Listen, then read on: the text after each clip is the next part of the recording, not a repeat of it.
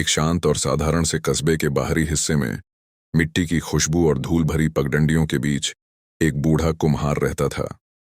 उम्र ने उसके बालों को सफेद और हाथों को कमजोर जरूर कर दिया था, लेकिन उसके हाथों की कला आज भी किसी जादू से कम नहीं थी। उसका छोटा सा घर और उससे जुड़ी मिट्टी की दुकान ही उसके जीवन का आधार था। सालों पहले जब वह जवान था, उसके बनाए हुए बर्तन कस्बे के हर घर में मिलते थे।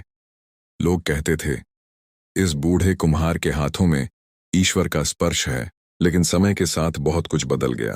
बाजार में नए मशीनों से बने चमकदार बर्तन आने लगे, सस्ते, रंगीन और देखने में सुंदर। लोग अब वहीं से खरीदारी करने लगे और कुम्हार की दुकान पर आने वाले ग्राहक कम होते होते लगभग खत्म ही हो गए। दिन बीतते गए और कुम्हार का पहिया, जो कभी तेजी से घूमता था, अब दिन भर में मुश्किल से कुछ ही बार घूम पाता। उसकी कमाई इतनी कम हो गई कि कई बार तो उसे खाना तक उधार लेना पड़ता था। लेकिन वह अभी भी हर सुबह उसी उम्मीद के साथ बैठता कि शायद आज कुछ बर्तन बिक जाएं। शाम को जब दुकान बंद करता, उसके चेहरे पर थकान ही नहीं, बल्कि एक अजीब सी उदासी भी होती।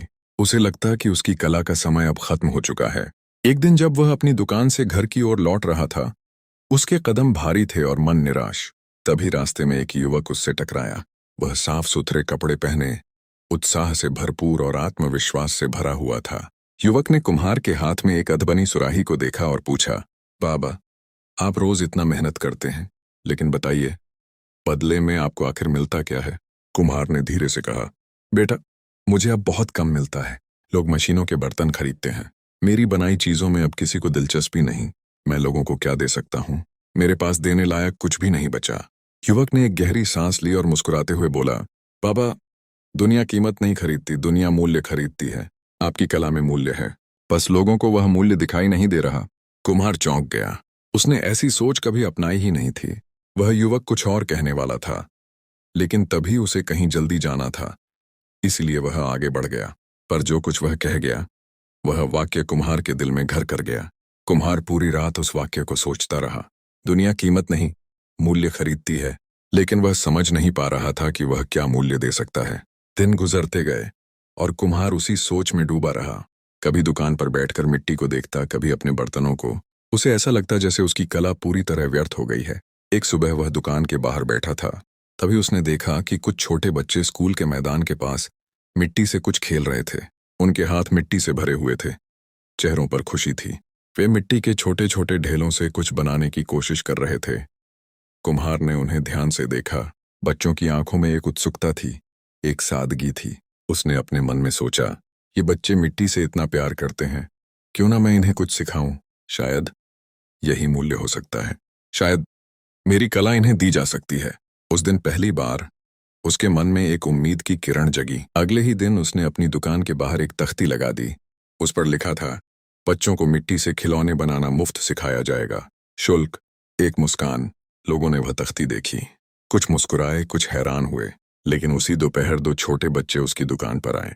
कुम्हार ने उन्हें मिट्टी को गूंथना सिखाया, पहिया घुमाना सिखाया और छोटे छोटे कटोरे बनाना सिखाया। बच्चों के चेहरे खुशी से खिल उठे। उस दिन कुम्हार के मन को जो संतोष मिला, वह कई महीनों की कमाई से भी बढ़कर था। अगले दिन 3 बच्चे आ गए, फिर 4 और फिर अगले हफ्ते 10। धीरे धीरे उसकी दुकान बच्चों की हंसी से भरने लगी। माता पिता भी अब आने लगे। वे अपने बच्चों को मिट्टी से बनाते खिलौने देखते और तभी उनकी नजर कुम्हार के बनाए सुंदर बर्तनों पर जाती। वे पूछने लगे, बाबा, ये सुराही कितने की है? ये मिट्टी के दिए कितने पड़ेंगे? ये छोटा घड़ा बहुत सुंदर है, इसे पैक कर दीजिए। कुम्हार अब मुस्कुराकर कहता, आप जो उचित समझें दे दीजिए। धीरे धीरे उसके बर्तन बिकने लगे। लोग सिर्फ बर्तन नहीं खरीद रहे थे, वे उसके काम का मूल्य पहचान रहे थे। वे भावना खरीद रहे थे, वे कला खरीद रहे थे। 2 महीने बीतते बीतते उसकी दुकान पहले से कई गुना अधिक कमाने लगी। कुम्हार का पहिया अब पूरे दिन घूमता रहता।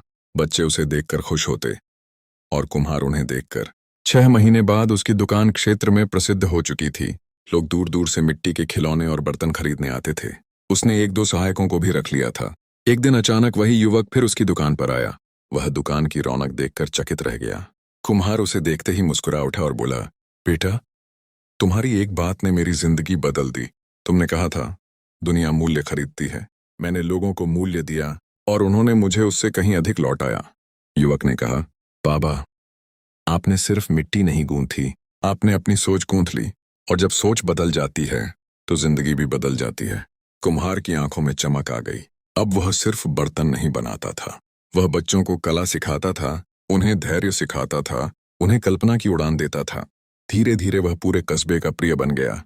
लोग उसका सम्मान करते थे, बच्चे उसे कला बाबा कहकर पुकारते थे, और वह हर दिन अपनी मेहनत और कला से लोगों को खुश करता था। यह कहानी यही सिखाती है कि दुनिया में वही मिलता है जो हम दूसरों को देते हैं। हमारी सोच जितनी बड़ी होती है, हमारी सफलता भी उतनी ही बड़ी होती जाती है। जब हम अपने भीतर की ताकत को पहचान लेते हैं, तो परिस्थितियां खुद हमारे रास्ते बदलने लगती हैं। कभी खुद को छोटा मत समझिए। जब आप मूल्य देना सीख जाते हैं, दुनिया आपको कीमत से कहीं अधिक लौटाती है। और यही वह पल होता है जब जीवन सचमुच बदल जाता है।